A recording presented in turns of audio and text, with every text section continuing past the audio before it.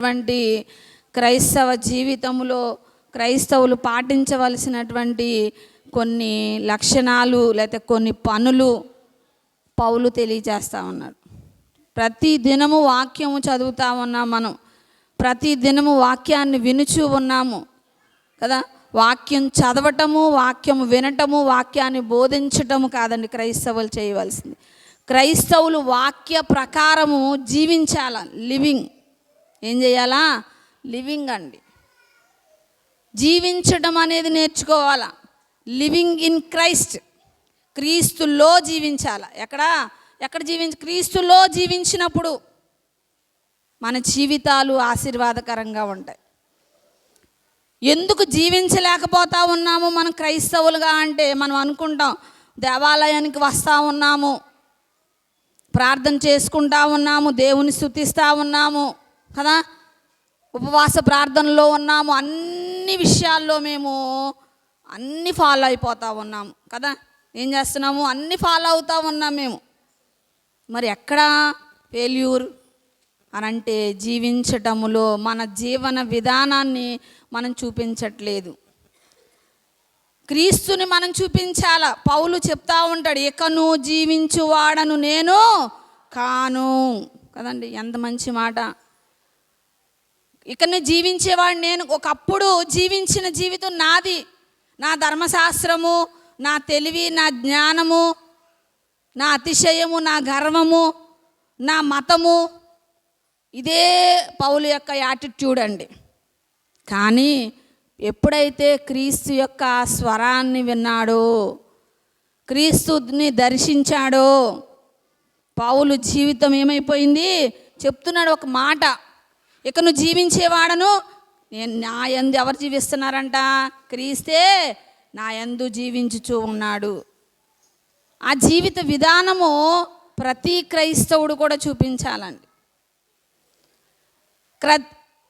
ఆయన మీతో ఏదైతే చెప్తారో అదే చెయ్యండి అని ఒక మాట అక్కడ సలహా చెప్పి సేవకులకు వెళ్ళిపోయింది.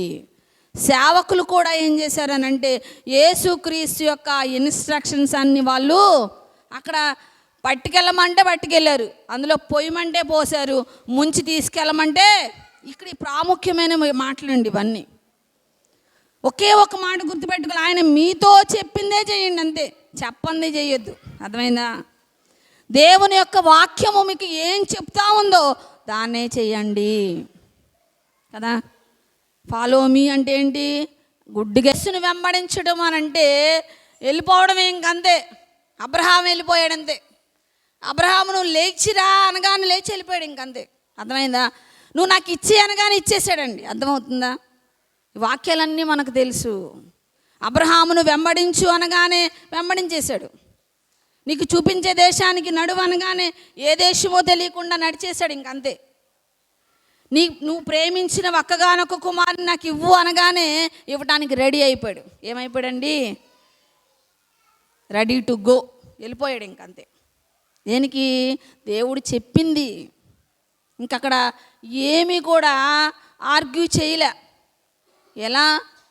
నా జనాంగం ఎలా పెద్దది విస్తారం అయిపోతుంది, ఆకాశ నక్షత్రాలు ఎలా అవుతాయి, గర్భము శారా గర్భంలో నుంచి కుమారుడే మరి నీకు వారసుడు అవుతాడని చెప్పి ఆ వారసుడిని నువ్వు అడిగావు కదా.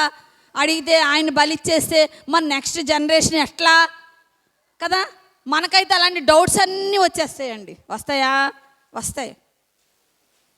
కానీ అబ్రహాము అలాంటి డౌట్ ఏమీ పడలేదు. అందుకే వాక్యం బోధించినప్పుడు మనకి ఇంట్రెస్ట్గా ఉందని నచ్చింది అనుకో, ఓకే ఈజీగా ఉంది, పర్లేదు, ఓకే చేసేవచ్చు అని చేసేస్తాం. కొన్ని మనకు నచ్చవు, మనసుకి నచ్చుతాయా? చేయలేము. కఠినమైనటువంటి పరిస్థితులు నచ్చవు. చాలా కష్టమైనటువంటి పరిస్థితులు ఉంటాయి, మాటలు ఉంటాయి. వాక్యము కష్టమైన మాట బోధిస్తుంది. అబ్రహాము కూడా చాలా కష్టమైనటువంటి స్థితే. నువ్వు ప్రేమించిన ఒక్కగానొక్క కుమారుని ఇవ్వమంట అన్నప్పుడు ఏంటది? చాలా ఇష్టమా? చేయటం ఈజీయా? అది ఈజీ అండి. చాలా కష్టం, అసలు ఎంతో కష్టం, అసలు మామూలు విషయం కాదు. అసలు హాగరుతో చెప్తున్నాడు, శారా దాసివైన హాగరు, నీ యజమానురాలి చేతి క్రింద మణిగి ఉండు. కష్టమా? ఇష్టమా? అండి చెప్పాలి. ఏంటి కష్టమా, పర్లేదా, ఓకే ఏం కాదులే, ఈజీ, చాలా ఈజీగా నేను చేసేవచ్చు, ఏం కాదు, ఏముంది అనుకుందా. ఒక స్థితి అక్కడ యజమానురాలతోటి పడలేదు. అక్కడ శారా బాధ పెట్టేస్తూ ఉంది అసలు కదా. ఎందుకు, భర్త దగ్గరికి పంపించింది ఆమె కదా.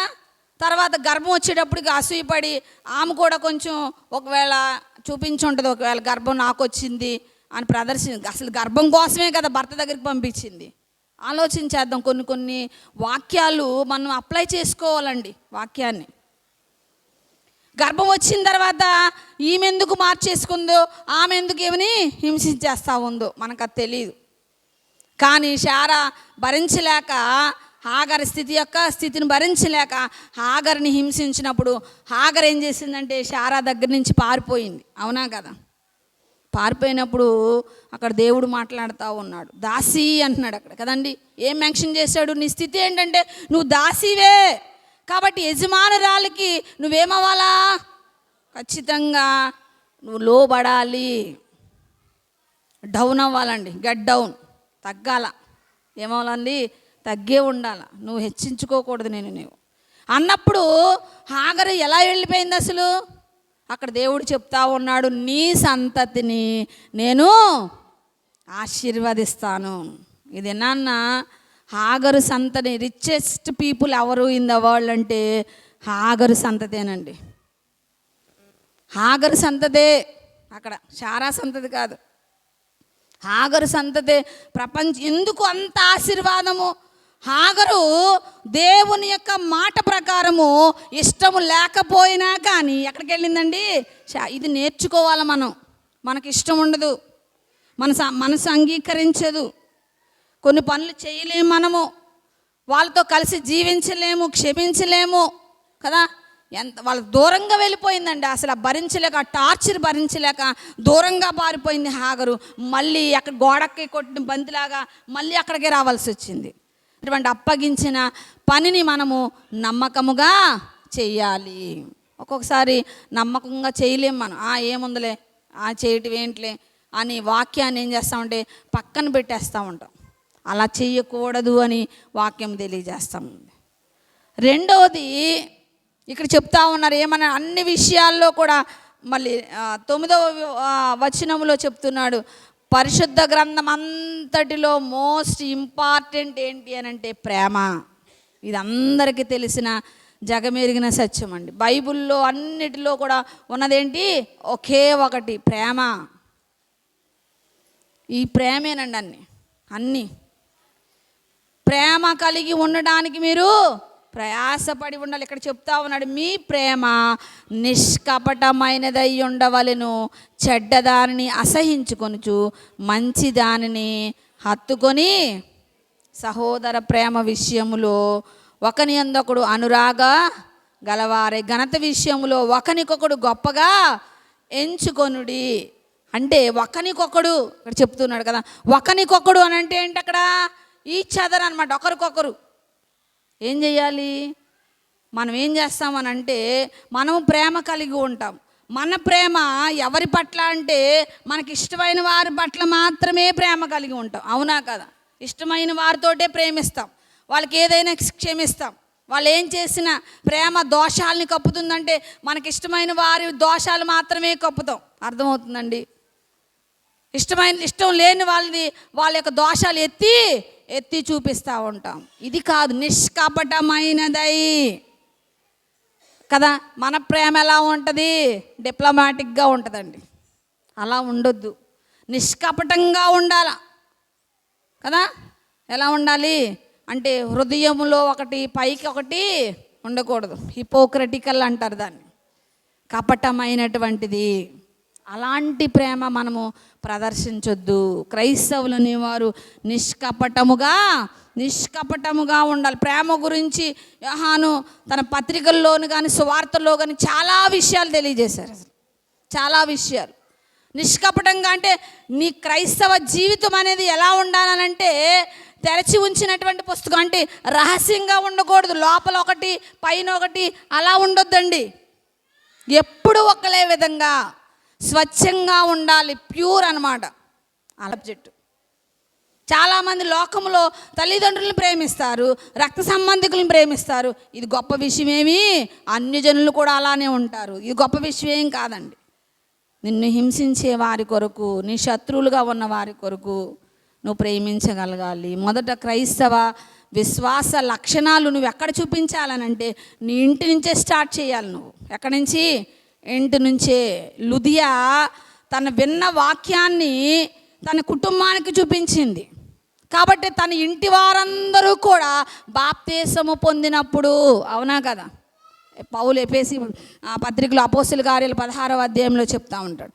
అంటే నీ ఇంట్లో చూపించాలని వాక్యం. నీ క్రియలు ఎక్కడ స్టార్ట్ అవ్వాలంటే గృహంలోనే స్టార్ట్ అవ్వాలి. నిన్ను చూసినటువంటి నీ రక్త సంబంధికులు కానీ, నీ అత్తమామలు కానీ, నీ ఆడబడుచులు కానీ నీ గురించి ఒక మంచి సాక్ష్యం చెప్పగలగాల.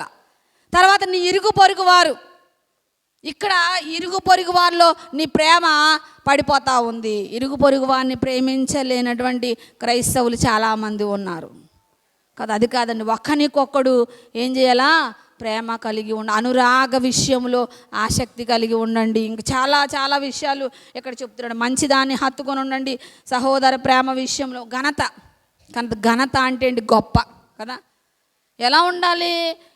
మనుషుల యొక్క స్వభావం ఏంటంటే మనమే గొప్ప, అవునా కదా? మేమే గొప్ప అనుకుంటాం. కాదండి, ఇక్కడ వాక్యం ఏమని చెప్తుందంటే నువ్వు గొప్ప కాదు, నీ పక్కన వాడు గొప్ప. మీ ఎదుటున్న వాడిని యోగ్యమైన వారిగా ఎంచండి అని చెప్తుంది వాక్యము. చాలామంది ఇక్కడ కూడా పడిపోతూ ఉంటారు క్రైస్తవులు. ఎంచలేము, ఎదుటున్నవాడు గొప్పగా, వాళ్ళు వాడు గొప్పోడండి అని ఒప్పుకుంటామా? ఆడిది నీ గొప్ప ఏంటి అసలు అనుకుంటాం. అర్థమవుతుందండి? నువ్వేంటి గొప్ప నాకంటే, నీకంటే నేనే గొప్ప అనుకుంటాం కానీ నాకంటే వాడే గొప్ప. వాక్యం ఏమనంటే ఎదుటివాడు యోగ్యమైన వాడని నువ్వు ఎంచుకోవాలి. ఘనత విషయములో అంటే నీకు చెందవలసిన ఘనత నువ్వు పక్కవాడికి నువ్వు ఆపాదించాలి. అది చేయగలగాలండి.